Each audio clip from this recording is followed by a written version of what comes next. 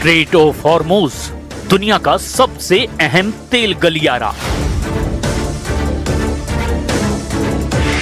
हर दिन लाखों बैरल कच्चा तेल और एलएनजी इसी रास्ते से एशिया, यूरोप और अमेरिका तक पहुंचता है।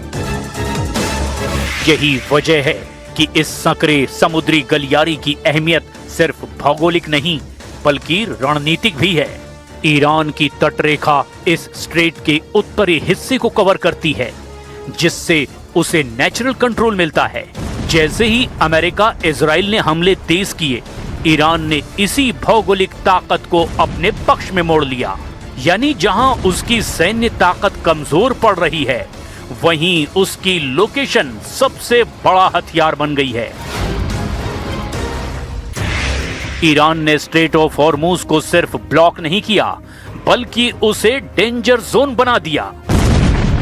समुद्र में माइंस बिछाए गए, एंटी शिप मिसाइलें तैनात की गई, ड्रोन बोट्स और स्पीड बोट्स के जरिए लगातार खतरा बनाया गया। हर गुजरते जहाज को अब रिस्क का सामना करना पड़ रहा है। नतीजा, अंतर्राष्ट्रीय शिपिंग कंपनियां पीछे हटने लगी हैं। बीमा प्रीमियम आसमान छू गया है और कई टैंकरों ने रास्ता बदल दिया है। यानी बिना पूरी तरह बंद किए ही ईरान ने इस रास्ते को इतना खतरनाक बना दिया है कि दुनिया की सप्लाई चेन खुद ब खुद टूट गई है।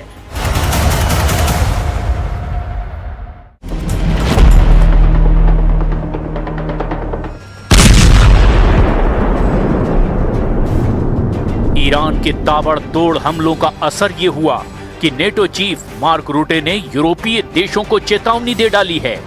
मार्क रूटे ने कहा कि ईरान को रोकना बेहद जरूरी है, नहीं तो खाड़ी के बाद ईरान यूरोप से बदला जरूर लेगा। I think that's very important. This is important for European security, for the Middle East. It is vital for Israel itself. A nuclear Iran would potentially have been a direct threat to the future of Israel, but again, to the whole Middle East and to Europe. Iran ने खूंखार तेवर अपना लिए हैं।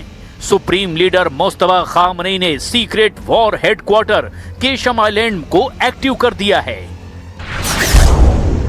Qeshm island फारस की खाड़ी में ईरान का सबसे बड़ा द्वीप है। ये हॉर्मुज स्ट्रेट के मुहाने पर है, जहां से दुनिया का लगभग 20 से 25% कच्चा तेल गुजरता है। 135 किलोमीटर लंबे आइलैंड में पहाड़ियों के नीचे ईरान ने सुरंगें और बंकर भी बनाकर रखे हैं। इन सुरंगों में सैकड़ों मिसाइलें तैनात की गई है। इन्हें मिसाइल फार्म भी कहा जाता है, जहां से ईरान लंबी और मीडियम रेंज की मिसाइलों को आसानी से लॉन्च कर रहा है। ये मिसाइलें फारस की खाड़ी में मौजूद किसी भी दुश्मन के जहाज को हिट कर रही हैं।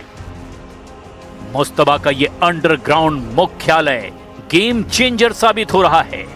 ईरान ने केशम आइलैंड को ट्रंप के जंगी बेड़ों की तर्ज पर बना रखा है। इस आइलैंड की पूरी फिल्म ईरान ने रिलीज कर दुश्मनों के होश उड़ा दिए हैं।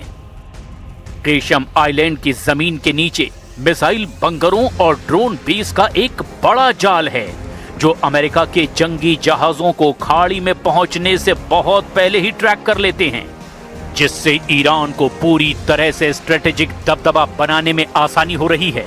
ईरान के बेजोड़ प्लान और जबरदस्त हमलों से अमेरिका नए सिरे से अलर्ट हो गया है।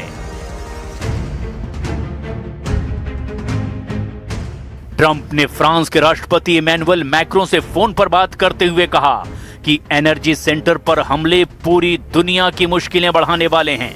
हालांकि वो युद्ध को एक भी दिन रोकने के मूड में नहीं हैं, जबकि मैक्रो ने अपील की है कि कुछ दिन के लिए ही सही युद्ध पर ब्रेक लगाना जरूरी है, नहीं तो कई देशों के भूखे मरने की नौबत आ जाएगी।